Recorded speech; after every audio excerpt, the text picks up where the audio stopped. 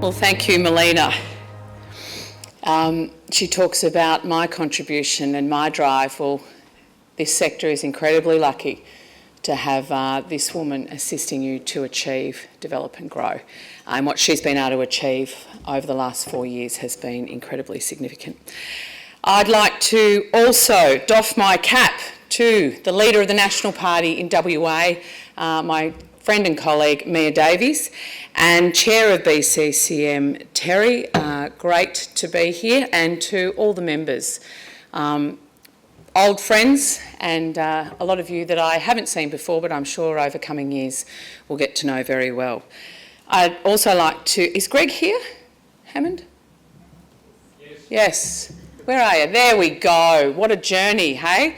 I was reflecting in coming over last night.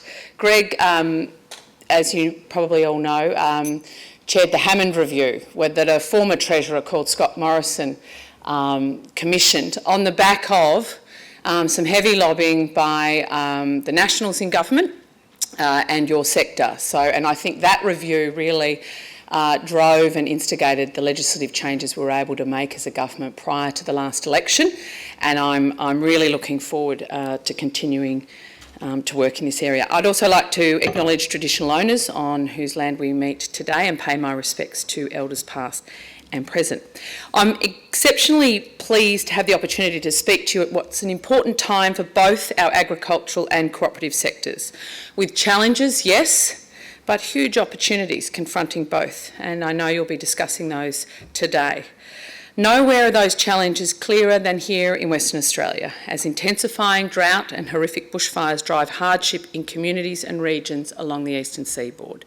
Yet the West remains the springboard towards dynamic Asian markets for our dairy, meat, horticulture, wine and livestock industries, looking north and west from one of the world's most productive and pest-free agricultural regions.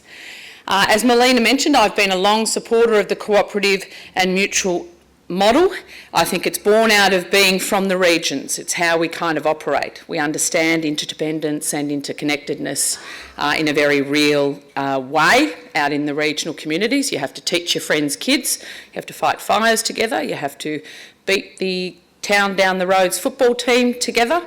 So that understanding that together and collaboration makes you stronger is sort of inherent in our DNA out in the regions, and many of Australia's great cooperatives have been in the agriculture sector, and your own CBH here in WA is a great example, as is the Geraldton Rock Lobster Co-op.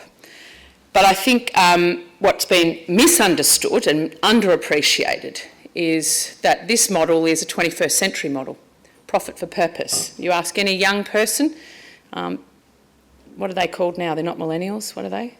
Zs, Zs, something? You know, they're less interested in profit and more interested in purpose. And I think that's a really great place for the cooperative and mutual movement to be engaging with a new generation of Australian. But briefly, the history, as you know, the cooperative movement began in Europe in the 19th century, and the world's first cooperatives were indeed agriculture. The Industrial Revolution, the increasing mechanisation of the economy, transformed society and threatened livelihoods of many workers.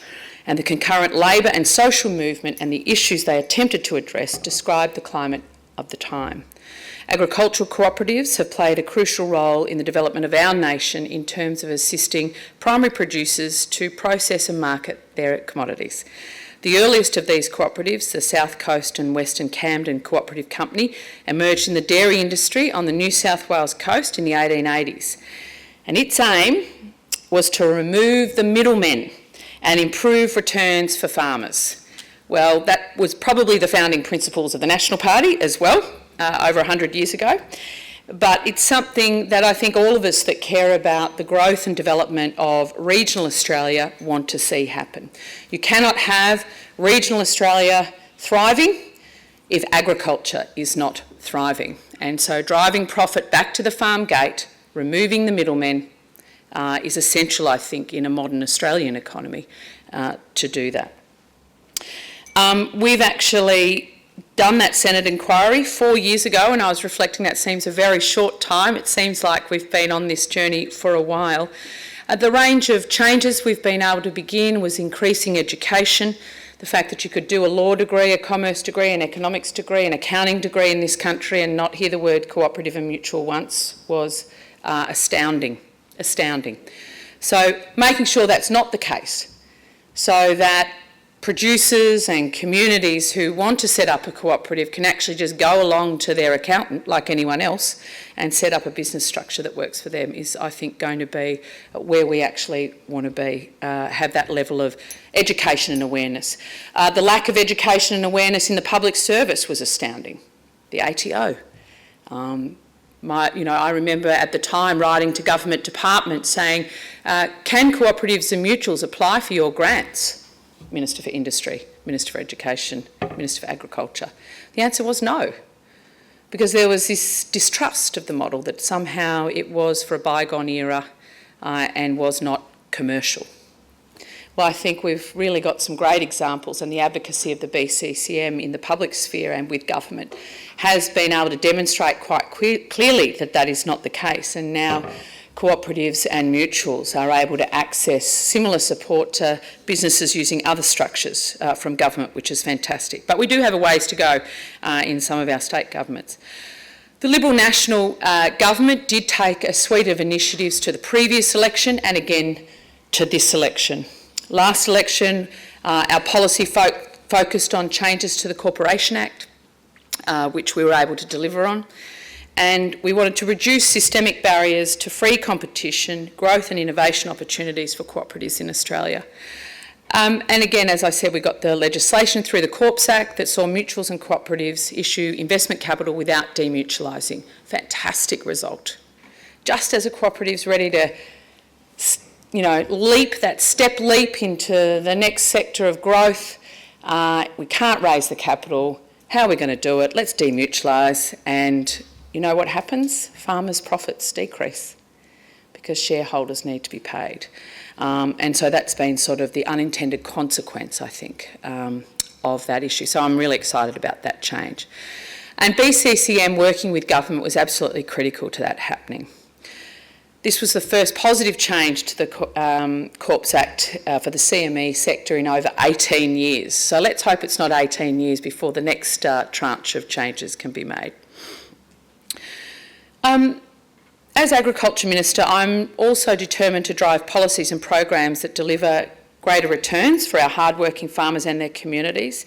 And I think those goals are mutual between myself and yous. I strongly believe cooperatives and mutual arrangements can have a central role to play in our government's ambitious goal to see ag in this country go to a $100 billion industry by 2030.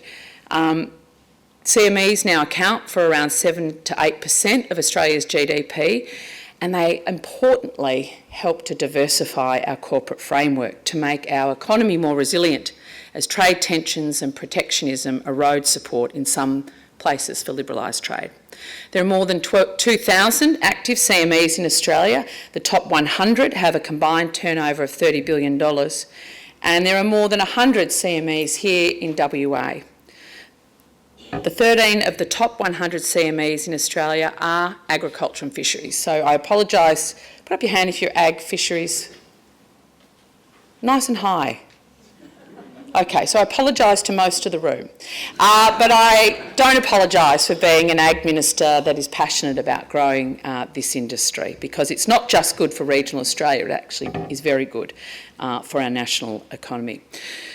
Today, we continue to try and cut out the middlemen, and it was great to stand with BCCM and some of the fabulous WA cooperatives, agricultural cooperatives, and our Northern Beef Cooperative from New South Wales to deliver on an election commitment today to help farmers continue to establish cooperatives and other innovative cooperative frameworks to help them deliver in a competitive marketplace. We were able to provide BCCM today with $2.5 million to provide services to fledgling cooperatives to help them grow and develop, to provide counselling services, to educate and raise awareness and provide much needed resources as the peak industry body to actually deliver on our commitment to grow and develop cooperatives throughout this country.